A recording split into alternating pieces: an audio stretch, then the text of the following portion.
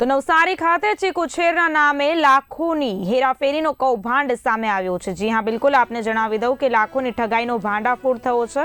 Maroli police સ્ટેશનમાં premium ચીક private limited કંપનીની ફરિયાદ। રોયલ અને નેશનલ ફાર્મમાંથી ચીક્સ અને ફીડ ગેરકાયદેસર વેચાયા છે। કુલ 20,869 ચીક્સ અને 336 બેગ ફીડ ગેરકાયદેસર વેચાણ કરાયા છે।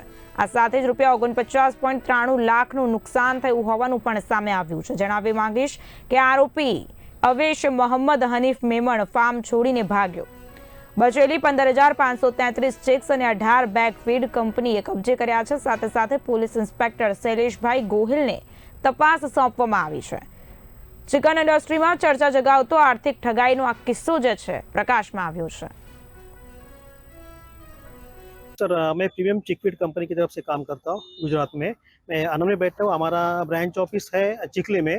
तो चिखली में हमारे ब्रांच ऑफिस में एक फार्मर आए थे जिनका नाम है अवेश मोहम्मद हनीफ मेमन। इन्होंने मुसा भाम जी के फार्म पे एग्रीमेंट किया था और हमारे पास कॉन्ट्रैक्ट फार्मिंग करने के लिए आए थे। उन्होंने हमसे ये दूसरा बैच किया। पहले बैच अच्छा किया, इसलिए दूसरा बैच में आए और दूसरे बैच में हमने करीबन 38,000 मुर्गी उसको दिया था, रॉयल और नेशनल पोल्ट्री फार्म नाम से। तो उसमें से उन्होंने करीबन 20,000 मुर्गी, 20,800 मुर्गी और करीबन 334 बैग पूरा बेच दिया उसने, पर कंपनी के बिना कंपनी को बताए।